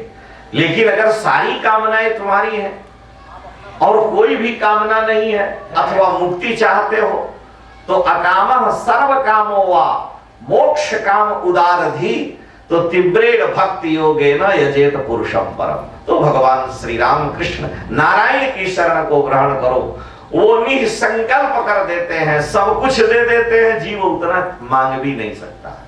जब मांगेगा कि हमको पुत्र चाहिए तो भगवान पुत्र दे दिए, पुत्र दे दिए, उसको दूध पिलाने की औकात ही नहीं है, क्योंकि हमने मांगा है पुत्र चाहिए, भगवान ने कहा पुत्र मिल गया, दूध पिलाने के लिए जेब में पैसे ही नहीं है। तो कहा ठाकुर जी धन दे दीजिए, तो धन दे दिया, पुत्र को खिला पिला रहा है, दो ही चीज की याचना की। भगवान ने धन भी दिया, पुत्र भी दे दिया, धन से पुत्र का लालन पालन हो रहा है, लेकिन लंगड़ा बना दिया। तो अगर एक एक कामना करेगा व्यक्ति थक जाएगा। इसलिए ठाकुर जी कहते हैं कि निष्काम हो जाओ, मेरे आश्रित हो जाओ बिल्ली के बच्चे की तरह से, और मैं सब संभाल लूंगा। और सारी कामनाएं बिन मांगे मोती मिले, मांगे मिले न भी। तो निष्काम हो करके ठाकुर जी की शरण में हो जाओ। भरत जी की चिंता राम जी क्यों करते हैं? इसलिए करते हैं कि लक्ष्मण कहते हैं कि मैं राम जी के बिना नहीं रह सकता। शत्रुघ्न जी कहते हैं कि मैं भरत जी के बिना नहीं रह सकता। भरत जी से पूछा गया आप, उन्होंने कहा कि हम राम जी के बिना भी रह सकते हैं, राम जी के साथ भी रह सकते हैं। कहा ये तो उत्तर ठीक नहीं है, आप क्या कह रहे हैं? भरत जी ने कहा कि जिस प्रकार से राम जी प्रसन्न हो मैं वैसे रह सकता हूं। अगर मुझे नरक में रहना पड़े, राम जी प्रसन्न है तो वो मुझे स्वीकार है। अगर मुझे वैकुंठ में रहना पड़े, राम जी प्रसन्न है तो वो मुझे स्वीकार है। मेरी कोई कामना ही नहीं। जे वेदे प्रभु प्रसन्न मन होरी, करुणा सागर कीजिए सोई। मैं खड़ा हूं लेकर गया हूं अयोध्या लेके चलने के लिए, आपको ले लौटाने के लिए, लेकिन आज तक मैंने आपके सामने कभी कुछ खोला ही नहीं, वो खोला ही नहीं। भरत जी कह रहे मोह स्नेह सकोच बस, सन्मुख कही न बैन। आज तक मैंने आपसे कभी मुख खोला ही नहीं। मान घटे जब ही कछु मानो, मैंने आपके सामने कुछ कहा ही नहीं प्रभु। राम जी कहे तब आए यहां किस लिए हो? यदि कुछ कहना नहीं, वहां से सबको सिखा के ले चले, राम जी को लौटाएंगे, आज सामने आए तो कुछ बोल नहीं रहे, भरत जी कही करेंगे। यही तो है विचित्रता। महु स्नेह सकोच बस सन्मुख कही न बैन। एक ही इच्छा थी, दर्शन त्रिपितन आज लगी, प्रेम प्यासे नैन। आपके दर्शन के लिए नेत्र प्यासे थे, इसलिए मैं चला आया। और मुझे विश्वास है कि दर्शनम दर्शनम हंति, आपका दर्शन सारे संसार के दर्शन का नाश कर देता है। कोई कामना नहीं है भरत की, और इतने निष्काम भरत जी जब हैं तो सारा संसार राम राम जपता है, तो राम जी भरत भरत जपते हैं। जग जप राम राम जप जेहि, भरत सरिस को राम स्नेहि। यही फलश्रुति है वैराग्य की, कोई कामना नहीं। और अयोध्या कांड के अंत में यही फलश्रुति गोस्वामी जी कह रहे हैं भरत जी के चरित्र की, कि भरत जी का जीवन इतना पावन है, निष्काम ठाकुर जी की आराधना करते हैं। और वो कह रहे हैं कि अगर भरत जी का जन्म नहीं होता तो ये साधन भजन की परंपरा ऋषि मुनियों के लिए एक कसौटी के रूप में कहां से आती। बड़े इसकी चर्चा है, उधर नहीं जाएंगे। यहां कहने का मतलब सुखदेव जी कह रहे हैं परीक्षित, अगर कोई कामना है तब तो तुम उस देवता की आराधना को, विद्या चाहते हो, निष्काम अगर हो, विद्या नहीं चाहते, सब कुछ चाहते हो, कुछ नहीं चाहते, और भगवान की शरण को ग्रहण करो। अकामा सर्व कामो वा मोक्ष काम उदार भी, शब्दों मुक्ति क्रम मुक्ति का वर्णन किया। परीक्षित जी ने उनसे जिज्ञासाएं की हैं और नाना प्रकार के प्रश्न किए। तो श्री सुखदेव जी महाराज ने राजा परीक्षित को बतलाया कि देखो, जो दिव्य ज्ञान है उस ज्ञान का आश्रय लेने पर काल का भय समाप्त हो जाता है। ज्ञान उस परमात्मा का स्वरूप है, वही ज्ञान मुझे मिला है, वही ज्ञान मैं तुमको दूंगा। जिस ज्ञान को डरे हुए ब्रह्मा जी को भगवान ने दिया, भगवान ने नारद जी को दिया, और नारद जी ने मेरे पिता व्यास जी को दिया, व्यास जी ने मुझे दिया है, वह ज्ञान मैं तुमको दूंगा। उसी को कहते हैं श्रीमद् भागवत। मैं उसका तुम्हें उपदेश करता हूं। उसका भी सार अगर कहा जाए एक शब्दों में तो भगवान का होकर के भजन करना ही है। सारे भगवान भागवत जी का भी सार। पहले कह रहे हैं हरे नामानुकीर्तनम, अंत में भी उपदेश वही करेंगे। हम जाते हैं तो स्मरण करते हैं कहीं कहीं, कानपुर में पत्रकार सम्मेलन में पंडित श्री राम किंकर उपाध्याय, जिनको मानस का समुद्र लोग कहते थे, विलक्षण, यहाँ तो लोग सुने ही हैं राम किंकर जी का। तो पंडित श्री राम किंकर उपाध्याय जी से पत्रकारों ने पूछा कि महाराज आप ये बतलाइए, 1,00,000 श्लोक वाला महाभारत है और 24,000 श्लोक वाला रामायण और रामचरितमानस 8-10 हजार दोहों वाला है, जितना भी हो, इन सबका सार क्या है? एक वाक्य में आप बतलाइए। तो इनका सार निकालना बड़ा कठिन है। भागवत का सार है हरे नामानुकीर्तनम, तो इनका सार क्या है महाभारत और रामायण का? तो पंडित जी ने एक वाक्य में उत्तर दिया और उन्होंने कहा कि जो हो रहा है वो महाभारत है और जो होना चाहिए वो रामायण है। एक वाक्य में पंडित जी ने उत्तर दिया। यहां तात्पर्य कहने का कि जो होना चाहिए, जो आवश्यक है, परीक्षित वह है योगी नाम निपनिर्णीतम हरेर नामानुकीर्तनम, और यह मुझे परंपरा से प्राप्त हुआ है। भगवान नारायण ने ब्रह्मा जी को दिया है, वहां से मुझे आया है, तो मैं वही तुम्हें सुनाऊंगा और तुम भय से मुक्त हो जाओ। सुखदेव जी परीक्षित जी को सुनाते हैं, विस्तार से चर्चा करते हुए कहते हैं कि हे परीक्षित, मैत्रेय जी महाराज ने विदुर जी को वह प्रसंग सुनाया है। कई जगहों पर ये कथाएं काल भेद से होती हैं। जैसे विदुर जी महाराज, अभी मैंने चर्चा की थी, विदुर जी महाराज धृतराष्ट्र को सप्त सरोवर गंगा जी के तट पर छोड़ करके मैत्रेय जी के पास गए। यह प्रसंग है पूर्व से। जब उद्धव जी मैत्रेय विदुर जी से मिले तो विदुर जी ने उद्धव जी से कहा कि आप श्री कृष्ण के बिना कैसे रह रहे हो, अपने प्रभु के बिना। उद्धव जी ने कहा भगवान ने मुझे ज्ञान दिया है, उसी का मैं आश्रय लेके रहता हूं। उस ज्ञान का मूल भक्ति है, क्योंकि भक्ति के पुत्र ज्ञान वैराग्य है। उससे मुझे भगवान का सतत स्मरण होता रहता है। लगता है ठाकुर जी मेरे चारों ओर खड़े हैं। विदुर जी ने कहा वही ज्ञान हमें भी दो। उद्धव जी ने कहा नहीं, यह ज्ञान आपको देने के लिए जब भगवान हमको दे रहे थे तो मैत्रेय जी को आदेश दे दिए थे। तो मैत्रेय जी इस समय हरिद्वार में हैं, आप जाएं, उन्हीं को भगवान ने आदेश दिया, वो आपको उपदेश करेंगे। तो विदुर जी जब आए तो हस्तिनापुर में गए, धृतराष्ट्र को लेते गए, उनको हरिद्वार में छोड़ दिया। वहीं पर मैत्रेय जी से विदुर जी ने यह ज्ञान प्राप्त किया। और विदुर जी प्रश्न करते हैं, वही प्रश्न श्री परीक्षित जी का है, वही जिज्ञासा सुखदेव जी से परीक्षित जी कर रहे हैं। सृष्टि के बारे में पूछा है। कथा के प्रसंग को प्रारंभ करते हैं कि संसार की सृष्टि कैसे हुई। देखिए वेदांत में जितनी चर्चा ब्रह्म की है उतनी ही चर्चा जगत की भी।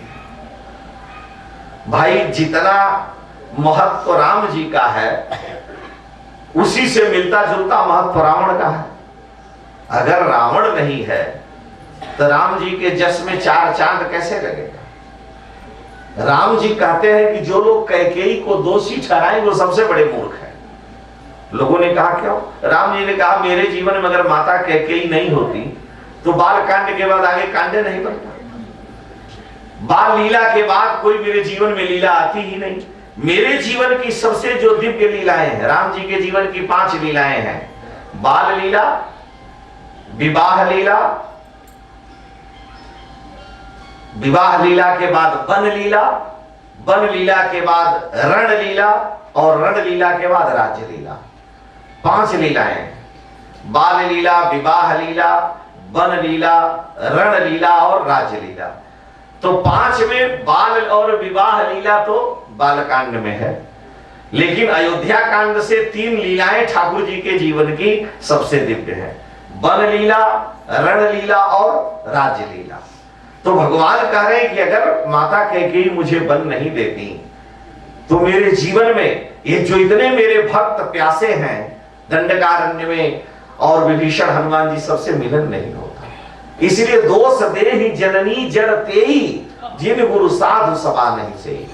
मेरी माता कैकेयी को वही दोषी ठहराएंगे जिन्होंने कभी संतों गुरुजनों की सेवा नहीं की है।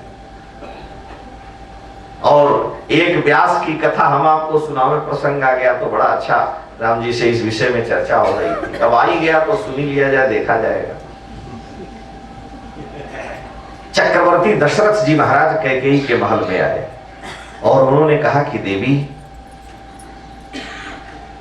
मैंने राम जी को अयोध्या का राजा बनाने का निश्चय किया, मेरा राम पृथ्वी का राजा होगा। कैकेयी बिगड़ गई, महाराज ये आप क्या कर रहे हैं, यह तो आप अनर्थ कर रहे हैं। दशरथ जी ने कहा क्यों? कहा आप राम जी के अवतार को नहीं समझ रहे। राम जी ने धर्म के लिए अवतार लिया, पृथ्वी के भार को उतारने के लिए आए हैं। रामो विग्रहवान धर्म, राम जी साक्षात मूर्तिमान धर्म के स्वरूप है। और जब जब हो धर्म के हानि इसीलिए आए और आप राम से अधर्म करा रहे हैं। राम को पृथ्वी का राजा नहीं बनाया जाना चाहिए, भरत को राजा बनाइए। दशरथ जी ने कहा क्यों? भगवती कैकेयी कह रही है महाराज जानकी जी का जन्म भूमि से हुआ है। जानकी जी का जन्म भूमि से है। जानकी जी का नाम भूमिजा है और भूमि जानकी जी की मां है। और उस जानकी जी की मां भूमि के आप पति होंगे, भूपति तब न बनेंगे। तो ये तो बड़ा भारी दोष है। अगर आपने यह निर्णय किया तो इस निर्णय से ही राम जी को दोष लग गया, क्योंकि राजा को भूपति कहा जाता है, पृथ्वीपति। तो जो अपने पत्नी की मां है उसका पति होना बड़ा भारी दोष है। ये वाचा दोष हो गया आपको। और अगर वाणी से कोई दोष बन जाए तो शास्त्र की आज्ञा है कि उस दोष के लिए जिसके निमित्त दोष बना है उसे 14 वर्ष ससुराल में रह के वहां का अन्न खाना चाहिए, और नहीं तो 12 वर्ष वन में रहना चाहिए। दशरथ जी ने कहा, देवी तुम ठीक कह रही हो, हमें भी धर्मशास्त्र का ज्ञान है। राम जी को बुलाया, ये प्रस्ताव राम जी के सामने रखा गया। राम जी ने कहा कि मैं ससुराल में 14 वर्ष नहीं रह सकता। अगर राजा होता हूं तो मेरी सास बनी भगवती पृथ्वी और उनका पति राजा होगा तो दोष लगेगा, क्योंकि जानकी जी की वो मां है। ये बड़ा भारी दोष बनता है। मैं प्रायश्चित करना चाहता हूं। कैकेयी ने कहा कि कौन सा प्रायश्चित करो? राम जी ने कहा ससुराल में रहना ठीक नहीं, ससुराल की यारी लगी जब तक 14 वर्ष ससुराल में रह के मैं प्रायश्चित नहीं कर सकता, मैं 12 की जगह पर 14 वर्ष वन में रह करके प्रायश्चित करूंगा। राम जी ने स्वीकार किया है, और उसके बाद राम जी की वन यात्रा होती है, आप जानते ही हैं। भरत जी सोचे कि अगर मैं पृथ्वी का शासन करता हूं तो मैं उस दोष पाप का भागी बनूंगा, और भरत जी शासन नहीं करते, चरण पादुका जी को अयोध्या के सिंहासन पर धरा दिए जो पूर्वजों की थी। लेकिन भरत जी को भी ये संशय है, मन में पाप का भय है कि ये तो दोष हमें भी लगेगा। तो भरत जी अयोध्या के नंदीग्राम में भूमि खोद करके और उसमें रह करके गोमूत्र जाव का व्रत करते हैं। प्रायश्चित भरत जी भी कर रहे हैं। गौ के मूत्र में जो गौ को जौ खिलाते हैं, गोबर करती है, धोते हैं, उसी में पका करके खाते हैं। इसको शास्त्र में गोमूत्र जाव का व्रत कहा गया। भरत जी यहाँ कठोर तप कर रहे हैं और राम जी वन में तप कर रहे हैं। फिर 14 वर्ष के बाद जब राम जी लौट करके आते हैं तो भगवती जनक नंदिनी सीता को अग्नि को सौंप दिया, और अग्नि से जानकी जी को अग्नि ने कहा ये मेरी पुत्री है, शुद्ध है, आप इन्हें स्वीकार करें। तब वो भूमि की पुत्री नहीं रह गई, अब वो अग्नि की पुत्री हुई। तो राम जी फिर अयोध्या के राज सिंहासन पर विराजमान हुए। श्री संकट मोचन हनुमान जी महाराज की बड़े लंबे काल तक सेवा करने वाले पंडित श्री राम नारायण जी जो अच्छे रामायणी थे, ये उनका प्रसंग है, मेरा कुछ नहीं। उन्होंने अपनी पुस्तक में इसका उल्लेख किया और बहुत सुंदर लिखा है। उत्तर उन्होंने नहीं लिखा था तो उत्तर किसी शिष्य से हमें मिल गया। उन्होंने इतना कहा है, यहां तक लिखा, इसलिए राम जी को वन यात्रा हुई। लेकिन फिर लौट करके आए तो राम जी भूपति बने। तो हमारे एक शिष्य है, उन्होंने कहा महाराज जी जब दोबारा लौट करके आए और राम जी राजा बने तो फिर भूपति होने का दोष लगेगा, लेकिन अब भूपति नहीं है, क्योंकि अग्नि ने कहा जानकी जी मेरी पुत्री है, मैं आपको सौंप रहा हूं, ये शुद्ध है। तो अग्नि की पुत्री के रूप में आई, अग्नि से निकली है।